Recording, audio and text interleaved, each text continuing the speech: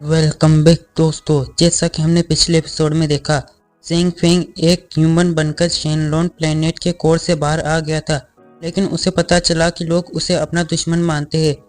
इसके चलते उसकी जियांग शुई से बहस हो गई थी। बाद में वह एक एकेडमी में टीचर बनने के लिए जाता है, जहां उसका सामना वापस जियांग शुई से हो जाता है। जेंग फेंग उससे कहता है कि शुक्र मनाओ कि यह ड्रैगन मैप इस ऑफिस के अंदर है, वरना तुम कब की बीमार हो गई होती।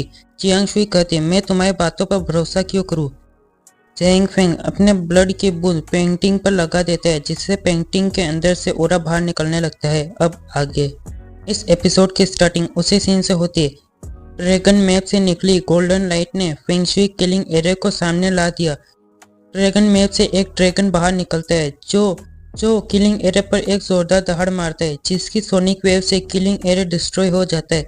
यह सब देखकर जियांग शुई शॉक हो जाती है।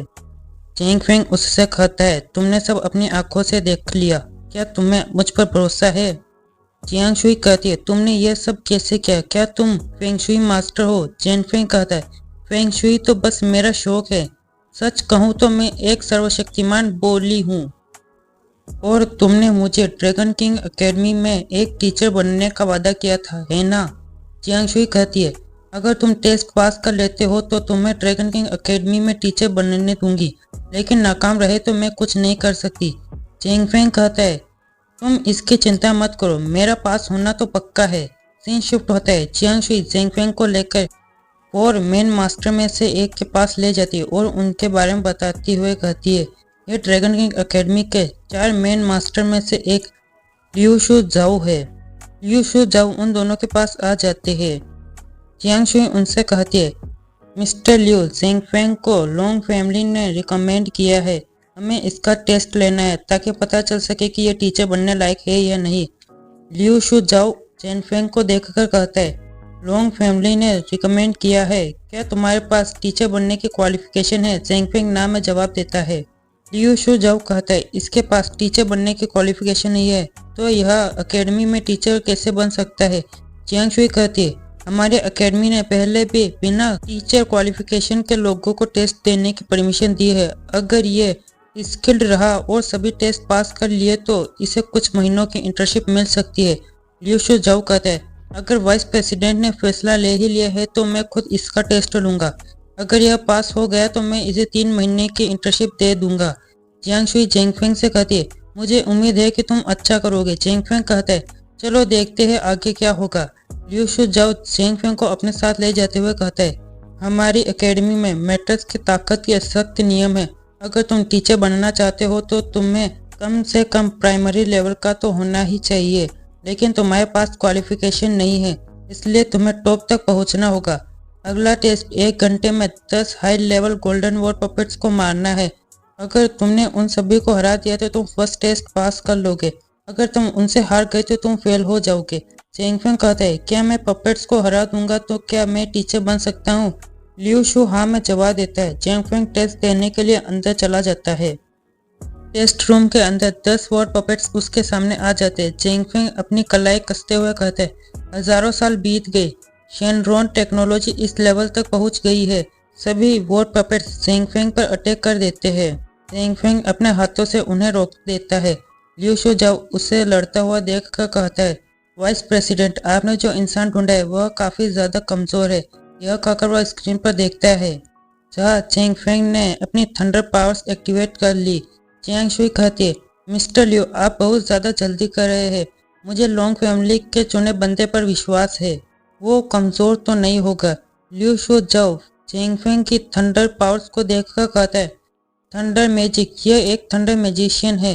जेंग फेंग अपने थंडर पावर से 2 स्वॉर्ड्स बनाकर पपेट्स को मारने लगता है। वह एक हिट में 1 या 2 पपेट्स को खत्म कर रहा था। फाइट देख रहा लियू शू जाओ कहता है, फीस्ट पावर, स्वॉर्ड एनर्जी, क्या यह मार्शल आर्ट भी जानता है। जेंग फेंग अपने थंडर पावर से जमीन पर हिट करता है, जिससे थंडर पूरे रूम में फैल जाती और सारे पपेट्स ब्लास्ट हो जाते। जेंग फेंग ने सिर्फ 5 मिनट के अंदर टेस्ट पास कर लिया था। जियांग शुई कहती है, लॉर्ड लियू, आप इसके परफॉर्मेंस के बारे में क्या कहना चाहेंगे।